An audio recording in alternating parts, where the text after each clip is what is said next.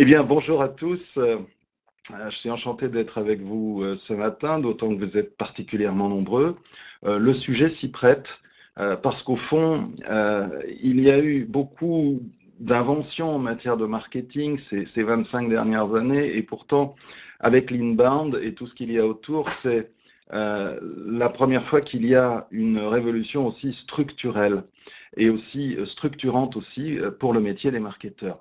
Alors moi-même, je travaille depuis plus de 25 ans dans le marketing. J'ai commencé très classique chez Colgate-Palmolive, où évidemment il n'était pas question d'inbound, il était question de publicité massive et d'opérations de promotion massive en magasin. J'ai ensuite continué ma carrière dans la publicité traditionnelle, puis dans la publicité interactive, et depuis 5 ans, dans une discipline qui fait intégralement partie de l'inbound marketing et qui s'appelle le content marketing. Euh, on va Voilà. On va parler aujourd'hui rapidement, faire un point ce que c'était que le marketing d'hier, parce que c'est probablement ce qui permet le plus facilement de comprendre ce qu'est l'inbound marketing. On va revenir à une définition simple et compréhensible, j'espère, de l'inbound marketing. Et surtout, on va s'atteler à en décortiquer la méthodologie, point par point, pour terminer par un point qui fait partie au fond de la méthode, à savoir la mesure des performances et l'amélioration qui en découlera. Et puis avant de partir, une petite valise de points clés à rapporter chez vous. Alors, il faut bien reconnaître que parmi les métiers qui font rêver, marketeur, c'est plus trop ce que c'était. Faut bien se le dire. Si on regarde, c'est une étude qui montre le degré de confiance apporté par le public à différents métiers. Bon, on est là, mettons qu'on est un peu plus crédible que le vendeur d'automobiles d'occasion, ou un peu mieux aimé que le lobbyiste, mais malgré tout, les banquiers, pourtant, hein, mais les banquiers sont quand même plus aimés que nous, et même les avocats sont plus aimés que nous. C'est pour vous dire qu'il était temps de nous secouer un petit peu, nous autres marketeurs, d'arrêter de penser que nous avons la science infuse, et deux, qu'il suffit de répéter, de matraquer le même message sur les mêmes cibles pour finir, à force de conviction, par nous en faire des amis, nous en faire des alliés. Le marketing d'hier, finalement, c'était quoi? Et quand je dis d'hier, reconnaissons-le, pour beaucoup d'entreprises, c'est encore le marketing d'aujourd'hui. Le marketing d'hier, c'était en fait définir un budget pour interrompre les gens en leur racontant vos histoires à vous. Interrompre les gens, parce que c'est ça finalement, je suis en train, l'image la plus claire, c'est je suis en train de regarder une émission de télé et tout à coup, crac boumu, voilà l'écran de pub, je suis interrompu dans le spectacle, je suis interrompu dans ce que je suis en train d'entreprendre, de faire. Et on me raconte les merveilles de telle voiture, de telle banque, etc. C'est la même chose sur le web aujourd'hui, c'est-à-dire que les mêmes méthodes d'interruption sont utilisées très largement sur Internet. Vous voulez lire un article, et puis là, vous avez un écran gris avec un truc qui s'affiche, vous cherchez la petite croix dans un coin de l'écran, tant bien que mal, vous finissez par... Ah là, vous vous trompez, alors vous voyez arriver l'interstitiel, puisque c'est comme ça qu'on l'appelle, et à nouveau, vous êtes interrompu. Le résultat, c'est terrible, c'est que c'est notamment que la publiphobie est en pleine croissance, et que les gens sont encore plus publiphobes sur le web qu'ailleurs. Interrompre les gens, c'était donc la méthode. Puisqu'ils sont là, j'en profite, hein, tout simplement, et puis en leur racontant vos histoires à vous. Je suis le champion, je suis le meilleur, faites-moi confiance. Ah oui, vous avez raison, j'arrive. Il suffit d'écouter Europe ou RTL le matin pour en entendre comme ça un paquet qui interrompent une interview intéressante pour me raconter des trucs qui n'ont rien à voir avec rien, et surtout qui me concernent moi assez médiocrement. Alors, Soyons clairs, ce marketing d'interruption, ça ne fonctionne plus. Ça ne fonctionne plus, alors on a des multitudes de chiffres qui le démontrent. Les courriers publicitaires, 44% ne sont jamais ouverts. 86% des personnes zappent les spots à la télévision, on le sait bien, on va faire autre chose, on en profite pour débarrasser ou autres activités personnelles. 84% de notre fameuse génération Y, 25-34 ans, ont quitté un site en raison d'une publicité non pertinente, c'est-à-dire qui ne les concerne pas, ou intrusive, comme celle que je vous décrivais. C'est encore pire sur les mobiles. Pour une raison évidente, essayez donc de trouver la petite croix pour fermer la pub sur votre téléphone mobile et vous m'en direz des nouvelles. Mais plus structurellement, les Français ont moins de marques préférées aujourd'hui. C'est-à-dire qu'ils étaient... en réalité, il y a moins de gens... Aujourd'hui, il y a plus que 37% des Français qui ont des marques préférées. Il y en avait 51% il y a à peine 10 ans. Je vous le disais, l'attrait pour la communication, et notamment pour la publicité, est en baisse. Il y a de moins en moins de publiphiles et de plus en plus de publiphobes. Bon, on ne peut pas continuer comme ça. L'idée force, c'est d'arrêter d'importuner et de faire en sorte d'attirer. Autrement dit, ne pas s'imposer, mais se faire désirer. Après tout, ça date pas d'hier. Je pense que les mécanismes de séduction, d'une manière générale, l'ont démontré aussi. Il y a plusieurs manières de séduire, mais la lourdeur n'est pas forcément la plus profitable. Donc, attirer au lieu d'importuner, ce qui m'amène à la définition de l'inbound marketing. En bon français, marketing entrant, une stratégie qui consiste à faire venir le prospect à soi plutôt que d'aller le chercher. Et une fois qu'on l'a fait venir à soi, le convertir pas à pas, à son rythme, en client durable. Alors, chaque mot a son importance, mais je ne vais pas passer non plus une heure à décortiquer cette définition tout à fait classique. Mais le point clé, c'est ce qui a tout changé véritablement, pas seulement en termes d'attitude, j'aime la pub, j'aime pas la pub, mais bien en termes de comportement, c'est que aujourd'hui, en B2B comme en B2C, les prospects passent le plus clair de leur temps à chercher par eux-mêmes. C'est-à-dire qu'avant de passer à l'acte d'achat, avant de passer en B2B à un contact commercial, 70-80% de leur temps, ils vont chercher les réponses à leurs questions, ils vont chercher des solutions, des propositions eux-mêmes. Et ce n'est que quand ils sont prêts, à l'endroit qu'ils auront choisi, au moment qu'ils auront choisi, qu'ils vont passer en quelque sorte à l'acte, c'est-à-dire vouloir entrer en contact commercial. Toute cette zone 70 à 80%, en réalité, elle se fait sans vous. Donc vous pouvez vous imposer, crier je suis le meilleur, proposer des promotions toutes les semaines, etc. Ça ne sert à peu près à rien. Sinon, à donner un effet d'aubaine aux gens qui allaient déjà acheter, donc à ces 10% peut-être qui étaient prêts. Mais alors tous les autres, c'est peine perdue. Ça veut dire beaucoup d'argent dépensé en pure perte et éventuellement des effets de contre-productifs, c'est-à-dire mais quand est-ce qu'il me lâche, pour dire les choses un petit peu brutalement. Alors, bon, très bien. Alors, qu'est-ce que ça veut dire pratiquement? C'est-à-dire comment s'y prendre? Quelle est la méthodologie? Quel est le système de l'inbound marketing? C'est ce que nous allons voir maintenant en prenant notre temps. Ça s'appelle inbound marketing, donc ça s'appelle du marketing. Et ce qui compte, c'est d'abord les prospects, les clients. C'est la star de l'inbound marketing, c'est le client, c'est pas la marque. Les jours heureux de, comment il s'appelle, le bronzé toute l'année, Jacques Séguéla, les jours heureux de Jacques Séguéla, la star stratégie, la marque, tout ça, mais c'est vieux comme Hérode. Mais en revanche, comprendre ses prospects, c'est vraiment la base de tout, encore et toujours. Qui sont ces prospects? Céline nous rappelait qu'on passe très actif en B2B. Moi aussi, c'est le cœur de mon activité depuis déjà bien longtemps. Ces prospects, on sait qu'une décision est rarement prise toute seule.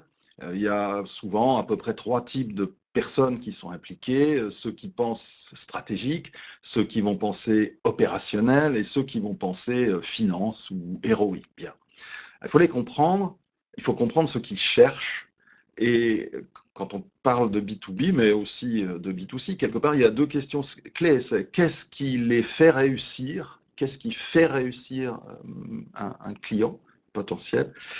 Et aussi, qu'est-ce qui le fait échouer? Et il faut comprendre ça. Et puis, où sont-ils? Où sont-ils, évidemment, c'est-à-dire où est-ce qu'ils travaillent, ça c'est fondamental pour pouvoir passer ensuite à l'étape commerciale. Où sont-ils et par où circule leur quête d'informations antérieure au contact, en particulier quelle est leur consommation d'informations, où trouvent-ils l'information, où vont-ils aujourd'hui?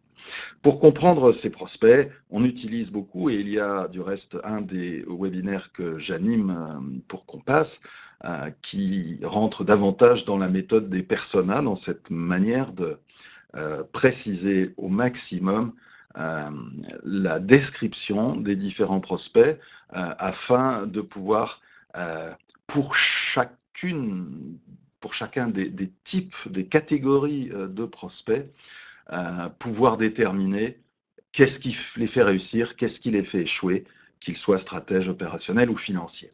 Donc comprendre ces prospects, on le comprend, c'est évidemment fondamental. Bon, d'un point de vue méthodologique,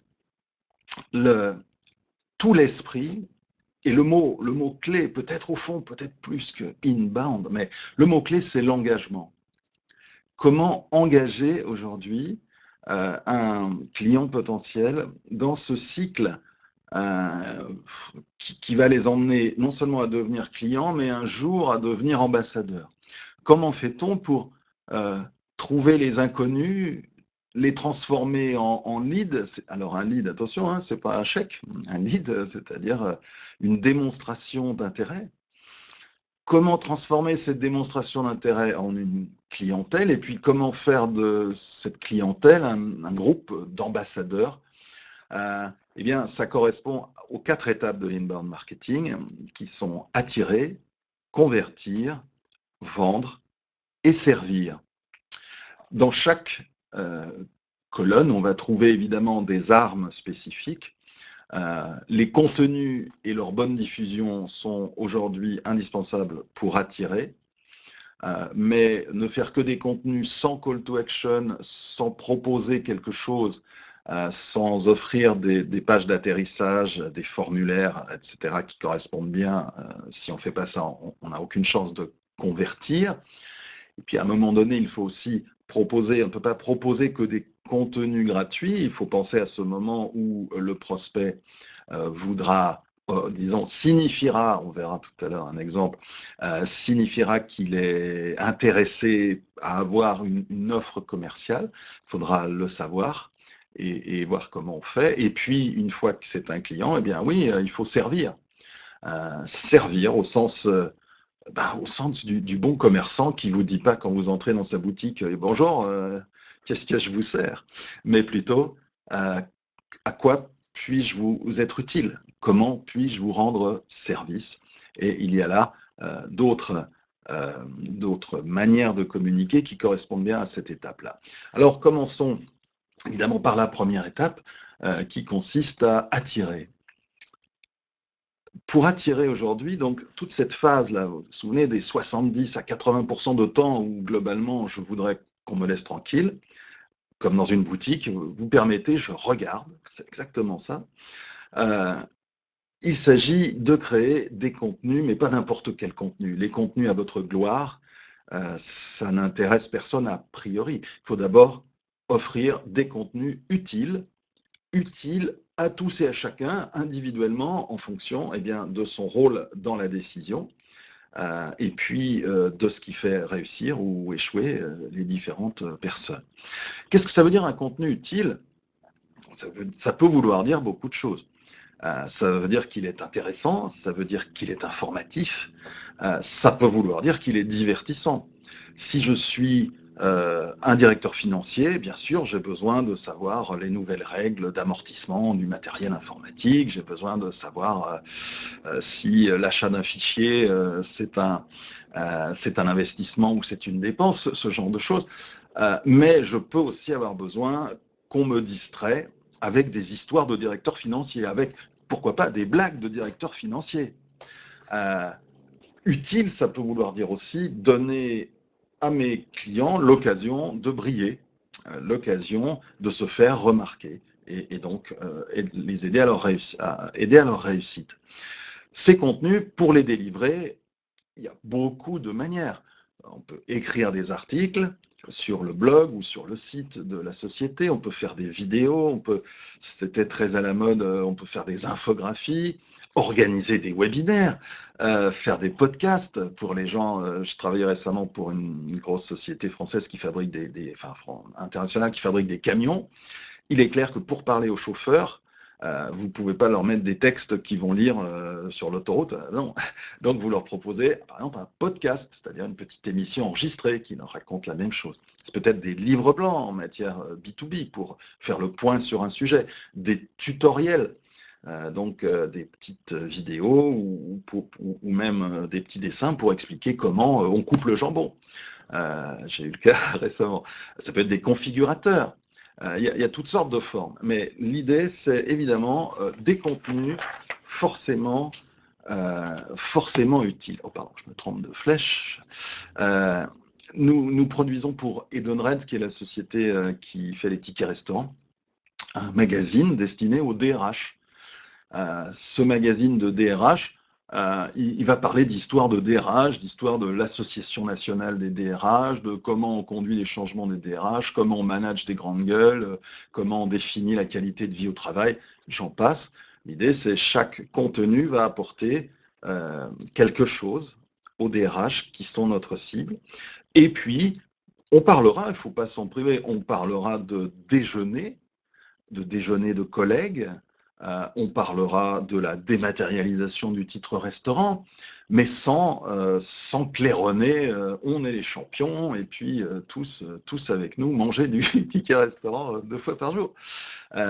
En revanche, le service rendu, pour l'instant, là, on est vraiment sur le niveau, j'apporte des contenus utiles à mes prospects. Bien.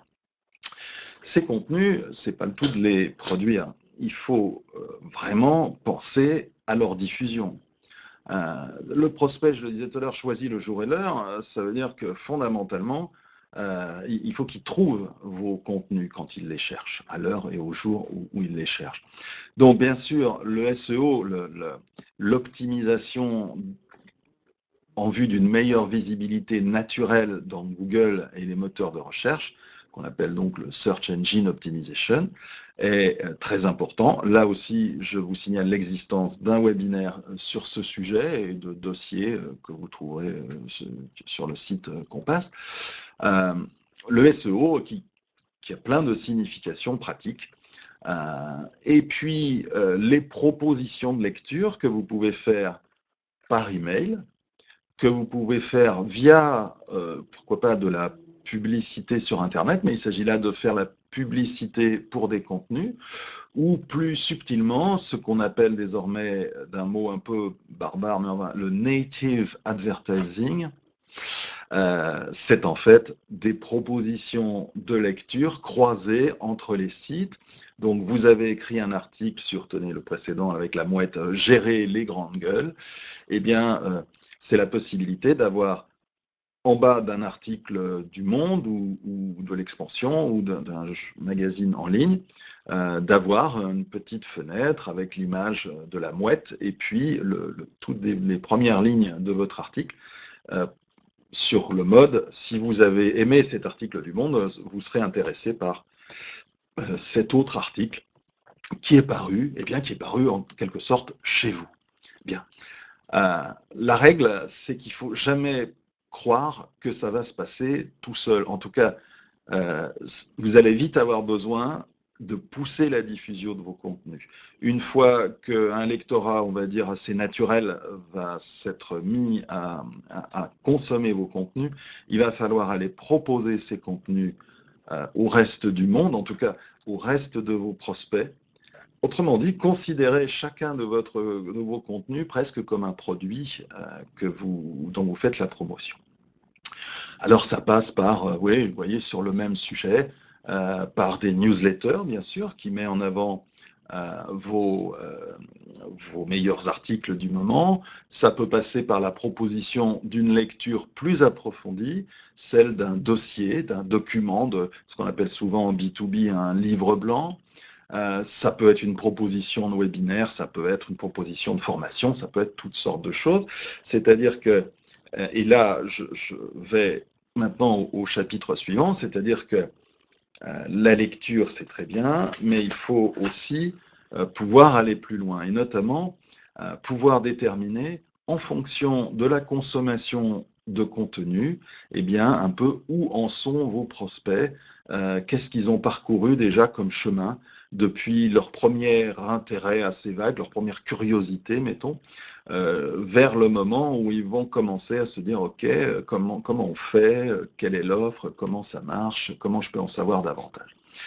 Il s'agit donc là d'appeler à des actions, de faire des pages d'atterrissage, des pages d'accueil spécifiques, des landing pages, donc comme vous en voyez une à la slide précédente, et puis d'une manière générale à cultiver, quoi.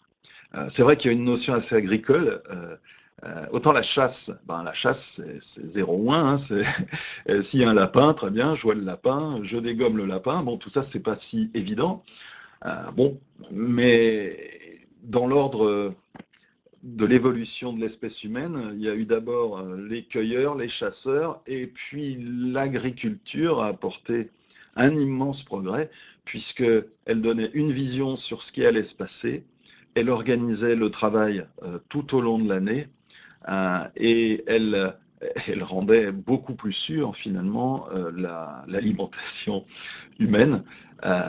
Donc c'est un petit peu la même chose. Ce nurturing, il s'agit donc de nourrir les suspects et puis les prospects, de les nourrir et de les faire prospérer, de les faire avancer en s'appuyant sur un pilotage d'actions interactives qu'on appelle le marketing automation, sur lequel je vais venir tout de suite.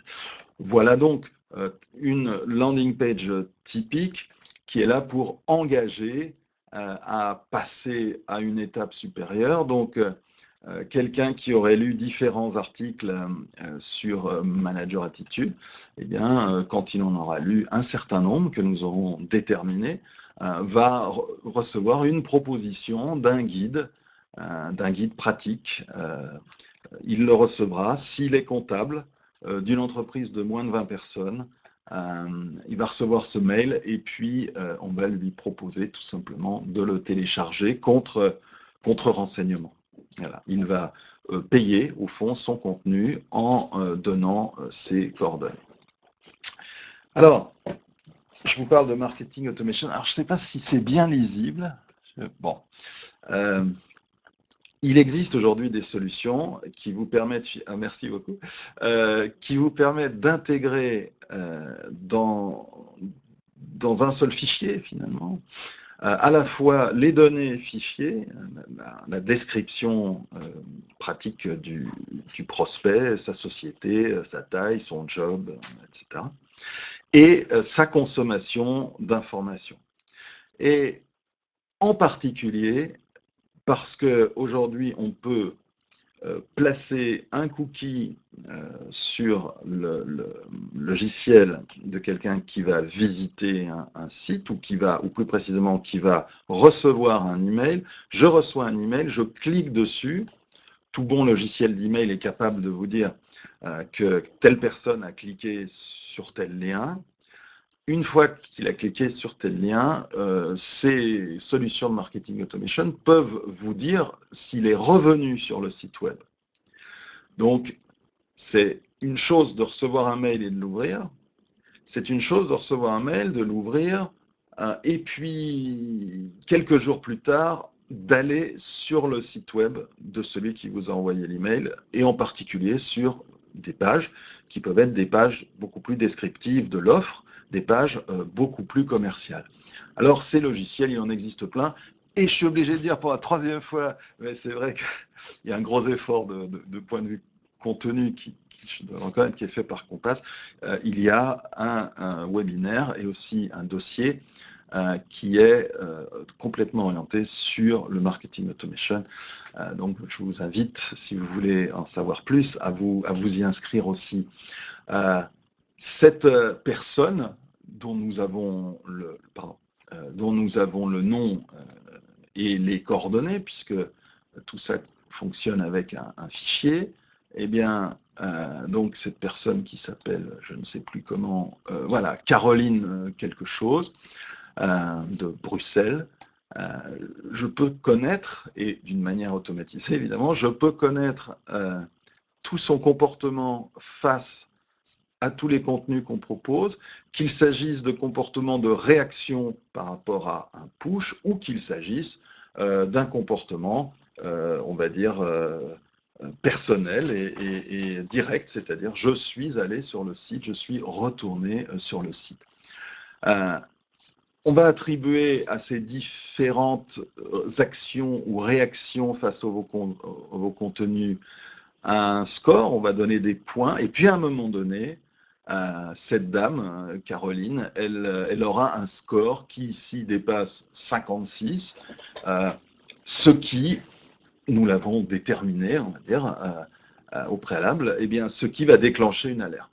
Le commercial de la région, c'est-à-dire ici, c'était le commercial pour la Belgique de mon entreprise, eh bien, a été informé que cette personne avait suffisamment manifesté d'intérêt pour nos contenus et de volonté d'en savoir plus, de volonté de recherche, que c'était peut-être bien le moment de passer un coup de fil, c'est-à-dire le moment d'avoir une action commerciale directe, avec la certitude que nous ne dérangerons pas, avec la certitude que nous ne serons pas des importuns, que nous n'interromprons pas les gens, qu'on ne fera pas du marketing à l'ancienne, mais qu'on arrivera, comme par hasard, au bon moment, et que donc nous serons bien accueillis.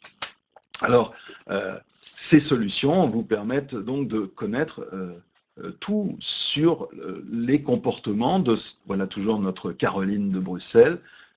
Et là, je ne peux pas citer, vous montrer une page d'un client, donc c'est pour mon entreprise, mais ce n'est pas grave. Vous voyez qu'on propose des guides, des trucs, des jeux, et on voit la manière dont cette personne a consommé au fil du temps eh bien, les contenus qu'on lui proposait. Et pour vous expliquer, pour aller jusqu'au bout, donc cette personne, on a déclenché l'alarme, quoi, à 56 points. Elle a été contactée par notre filiale belge qui l'a invitée à un séminaire en dur, un séminaire dans une salle, quoi, un séminaire physique, qui a lieu demain à Bruxelles, et j'ai rendez-vous avec cette personne demain à Bruxelles. Donc pour vous dire que c'est venu d'un total inconnu, personne, ni eux ni moi, n'avait jamais entendu parler de cette société, enfin de cette société un petit peu, mais de cette personne pas du tout. Euh, et on arrive une qualification, à un moment donné, le bon moment pour la requalification téléphonique, et in fine, une rencontre commerciale demain, dont on espère bien qu'elle aboutira à une transformation. Donc voilà, finalement, résumé là aussi, vu du point de vue commercial, voilà vraiment le résumé de l'usage, de la manière dont fonctionne l'inbound marketing, donc fondé sur l'engagement, et dont l'objectif, eh bien, oui, l'objectif, c'est évidemment donc de vendre, proposer son offre au bon moment. C'est la consommation qu'ils ont des contenus qui les qualifient pour l'approche directe, le score de chaque prospect qui sert de déclencheur. Alors, deux choses. Oui, il y a besoin d'un outil ou d'une solution pour centraliser d'une manière simple ces données. Et deux, il faut que ces process commerciaux correspondent bien. C'est-à-dire que quand on dit le prospect, c'est quand il veut, où il veut, ça veut dire qu'il faut être là. Donc ça veut dire qu'il faut avoir une réaction immédiate. Le temps où on entassait les leads dans une boîte à chaussures, on disait, c'était des petits bouts de papier que les gens découpaient, on les entassait, puis quand on en avait assez, allez, on en a 50, allez, on le passe aux commerciaux. Ça ne peut plus fonctionner comme ça. Maintenant, c'est tout de suite ou jamais. Ou tout de suite, ou bien c'est peut-être vos concurrents qui vont profiter de vos actions. Donc voilà, il faut bien mettre en phase son marketing et son commercial, mais après tout, c'est ce que tout le monde veut faire. Bien, alors je vous disais donc ces quatre étapes, attirer, convertir, vendre, et puis servir, parce qu'une fois qu'un client est devenu un client, eh bien la phase de fidélisation, elle existe toujours, vous la connaissez bien, mais là, encore une fois, les contenus servent aussi à accompagner un client dans la durée, parce qu'on ne peut pas appeler tous les clients tous les jours pour leur dire comment ça va, vous êtes content. Donc, un certain nombre d'actions vont vous aider à le faire et aussi à montrer qu'on a pour ce client une attention particulière. Donc, on lui propose, par exemple, de visionner, de lire un livre avant les autres. On lui propose notre nouveau document une semaine avant les autres. On lui propose de voir une vidéo avant. Vous voyez, ces petits avantages, mais on lui donne un petit avantage. Il en saura plus que les autres. Et puis bien sûr, commercialement, je ne vais pas vous faire un dessin, un client, eh bien, on essaye toujours de lui vendre mieux, de lui vendre plus. Ça, c'est la manière logique. Bon, avant de conclure, juste la force, évidemment, de l'inbound, c'est qu'on absolument tout se mesure. Au niveau du trafic web, au niveau de la visibilité dans les moteurs, au niveau de l'engagement, combien de gens ont souscrit à votre blog, combien vous avez, quelle est votre influence sur les réseaux sociaux, combien il y a eu de clics-through, comme on dit, de clics, combien il y a eu de partages, de transferts, votre base d'abonnés, est-ce qu'elle se développe, etc.